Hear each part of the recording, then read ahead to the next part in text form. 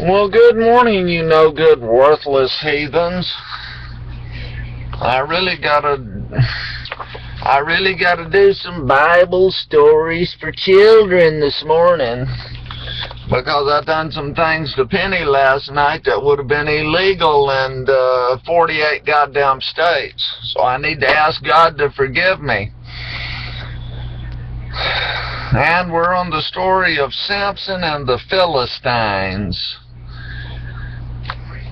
Now it happened that the Israelites again disobeyed the Lord, and he punished them by making the Philistines rule over them. At this time an angel appeared to an Israelite woman who had never been able to bear children. "You will soon have a son," he said, "and he will lead the fight to free the Israelites from the Philistines." But why would an angel be telling him that? Because it says right up here, "Now it happened that the Israelites again disobeyed the Lord, and he punished them by making the Philistines rule over them." And then you go a couple of lines down, and an angel's appearing.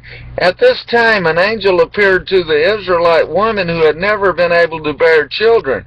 'You will soon have a son,' he said, 'and he will lead the fight to free the Israelites from the Philistines. But be sure that his hair is never cut, nor his beard shaved, for that is a sign that his life belongs to God.'" Now God's the one punishing them by allowing the Philistines to rule over him, and now God's sending this baby who you don't cut his hair, shave his beard, to rescue him.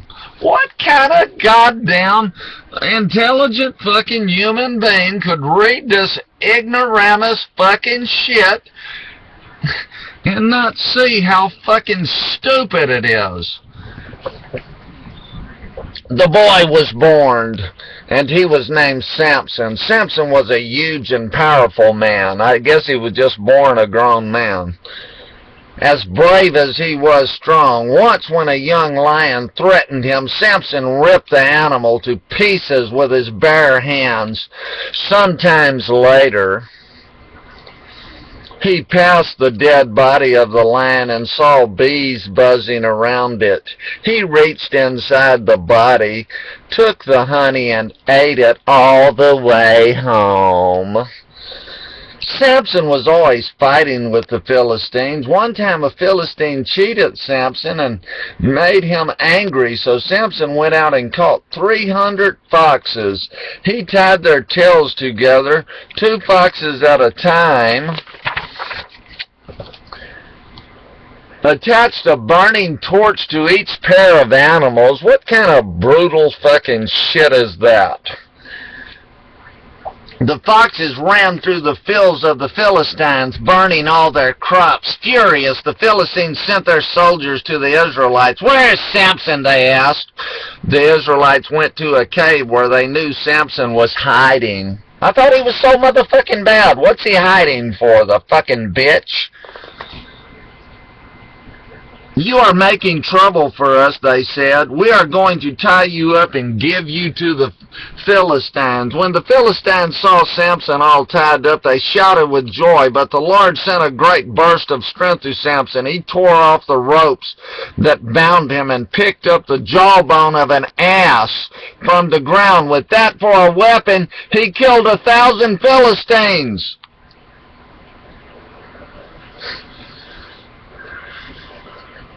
After Samson destroyed the Philistine army, he became the leader of the Israelite people.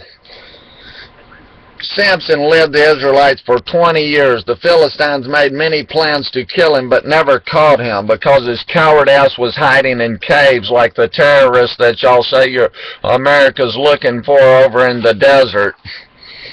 But never caught him. Finally, when Samson fell in love with a beautiful woman named Delilah, the Philistine leaders saw their chance. "Find out what makes Samson so strong and how we can capture him," they told Delilah, "and we will give you 1,100 pieces of silver."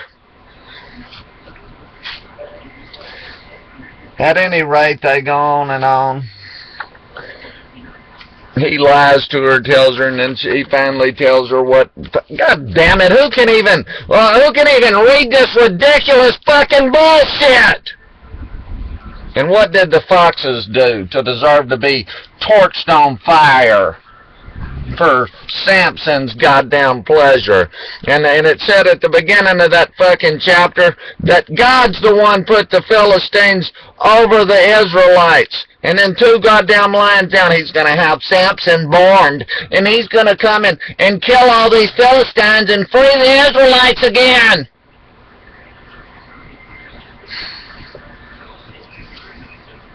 Why is this still happening?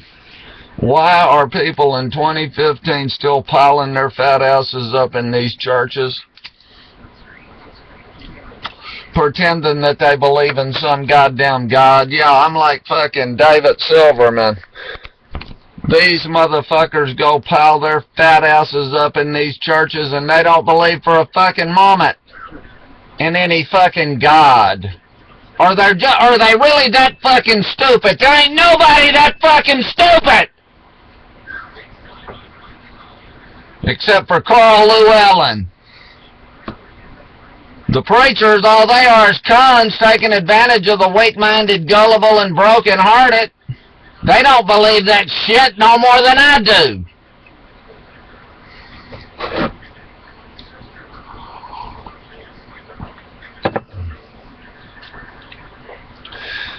But if it's any consolation to you no good, worthless heathens, just look at the polls. Since I was a young person, the polls is swinging in the fucking rational and reasonable and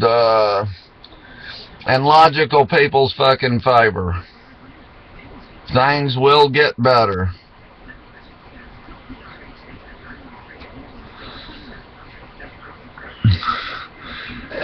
And you don't forget, goddamn me, then God had Samson tortured, his eyeballs plucked out of his fucking head, and then he was put in fucking a fucking box for years. And the Philistines was so fucking stupid, they forgot that his fucking beard and his hair is what gave him all his strength, so they let him sit there in the goddamn box growing his hair and fucking beard back out after they plucked his goddamn eyeballs out of his head.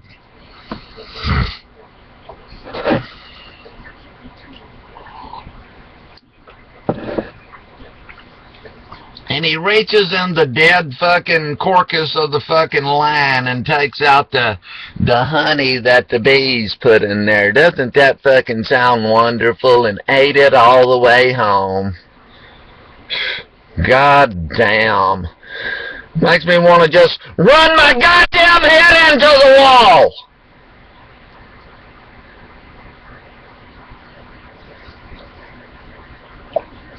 Well, I hope that I was able to bring a little bit of fucking joy and laughter into your motherfucking miserable fucking lives this morning.